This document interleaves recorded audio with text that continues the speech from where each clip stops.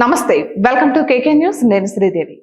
సాయిరెడ్డి స్థానంలో రాజ్యసభకు వెళ్లేదెవరు? ఏపీలో వైసీపీ మాజీ నేత సాయిరెడ్డి రాజీనామాతో రాజ్యసభకు ఉప ఎన్నిక జరుగుతోంది. ఇప్పటికే ఇందుకోసం ఎన్నికల సంఘం నోటిఫికేషన్ జారీ చేసింది. ఏపీలో కూటమి ఈ సీటు ఏకగ్రీవంగా గెలుచుకోనుంది. కాగా ఈ స్థానం బీజేపీ కోరడంతో టీడీపీ, జనసేన అంగీకరించాయి. బీజేపీ నుంచి ఇద్దరు పేర్లు ప్రముఖంగా రేసులోనికి వచ్చాయి. తాజాగా సీఎం చంద్రబాబు కేంద్ర హోం మంత్రి అమిత్ షాతో చర్చల వేళ రాజ్యసభకు ఎవరిని ఎంపిక చేయాలనే అంశం పైన తుది నిర్ణయానికి వచ్చారు.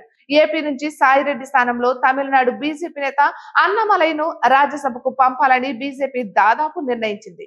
అయితే అదే సమయంలో అనూహ్యంగా ఇప్పుడు ఎంఆర్సీఎస్ నేత మందకృష్ణ మాదిగను బీజేపీ నుంచి రాజ్యసభకు సాయిరెడ్డి స్థానంలో ఏపీ నుంచి ఎంపిక చేయాలనే ప్రతిపాదన తెర మీదకు వచ్చింది. దీంతో అన్నమలై, మందకృష్ణ మాదిగలో ఎవరికి ఈ స్థానం దక్కే అవకాశం కనిపిస్తోంది?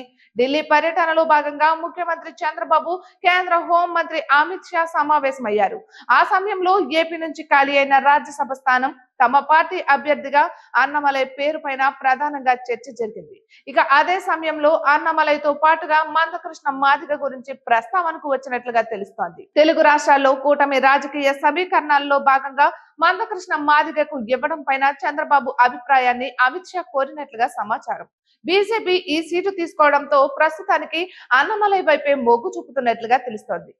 ఈసారి సీటు విషయంలో మందకృష్ణ మాదిగకు అవకాశం ఇవ్వాలని భావిస్తున్నట్లుగా సమాచారం.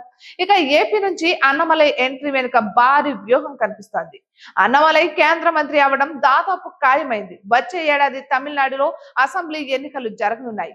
ఈసారి ఎన్నికలను బీజేపీ నాయకత్వం ప్రతిష్టాత్మకంగా తీసుకుంది. అక్కడ ఉన్న డిఎంకేతో పొత్తు ఖాయం చేసుకుంది. ఈ పొత్తు వేళ పార్టీ రాష్ట్ర అధ్యక్ష బాధ్యత నుంచి అన్నమలైను తప్పించారు. పొత్తు ప్రకటన వేళ పార్టీ ముఖ్య నేత అమిత్ షా తాము జాతీయ స్థాయిలో అన్నమలై సేవలను వినియోగించుకుంటామని ప్రకటించారు.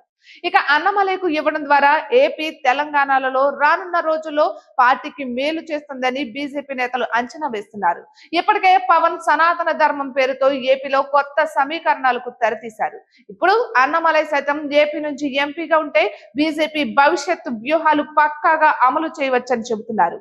దీంతో అన్నమలైకు ఏపీ నుంచి రాజ్యసభకు పంపడం ద్వారా కొత్త రాజకీయం మొదలు కానుంది.